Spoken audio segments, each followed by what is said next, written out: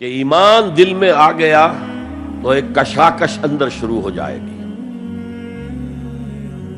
میں اگر فرائیڈ کی اصطلاح استعمال کروں تو ایگو اور اڈ یا لبیڈو میں تصادم ہوگا۔ آپ کے نفس کی خواہش کچھ اور ہے، ایمان کہتا ہے غلط۔ کشاکش ہوگی کہ نہیں؟ یہ اندرونی جہاد ہے اپنے نفس کے خلاف۔ جیسے فرعون نے کہا تھا الیس لی ملک مصر وہذہ الانہار تجری من تحتی، کیا میں بادشاہ نہیں ہوں مصر کا؟ مصر کی حکومت میری نہیں ہے؟ اور کیا یہ ساری نہریں جو ہے میرے نظام کے تحت نہیں چل رہی؟ اسی طرح برا نہ مانیے، ہمارا نفس کہتا ہے یہ جسم میرا ہے، میری ملکیت ہے، اٹس مائی ڈومین، میری خواہش پوری کرنی ہوگی۔ جیسے اس نے کہا میں نہیں جانتا کوئی خدا ہے میرے سوا اور میرے اوپر، میں نہیں مانتا۔ نفس بھی کہتا میں نہیں ماننے کو تیار، کیا حلال ہے کیا حرام ہے، کیا جائز ہے کیا ناجائز، میری خواہش پوری کرو۔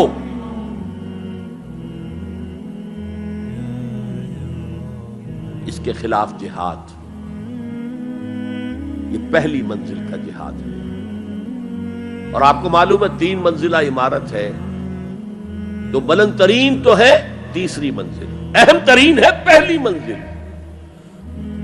پہلی منزل بنے گی تو دوسری بنے گی، دوسری ہوگی تو تیسری بنے گی نا۔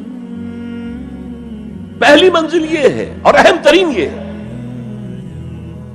اسی لیے مولانا روم نے کہا نفس ماں ہم کم ترس فرعون نیست، میرا نفس بھی فرعون سے کم نہیں ہے، لیکن ایراعون نیست، اس کے پاس لاؤ لشکر تھا، اس نے زبان سے بھی کہہ دیا تھا انا ربکم الاعلی، میں ہوں خدا۔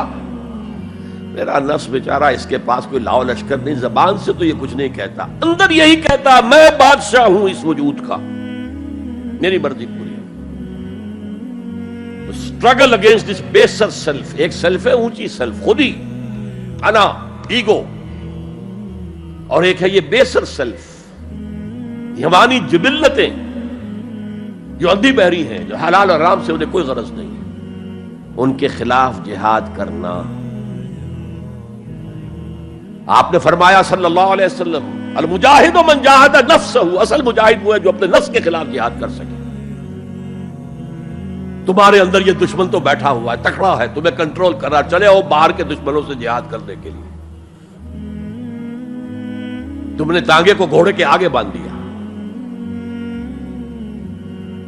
اور ایک دفعہ حضور سے پوچھا گیا ای الجہاد افضل یا رسول اللہ، اے اللہ کے رسول سب سے افضل جہاد کون سا ہے؟ فرمایا ان تجاہد نفسک فی طاعت اللہ، اپنے نفس کے خلاف جہاد کرو، اسے اللہ کا مطیع کرو۔ یہ جو اندر کی کشمکش ہے،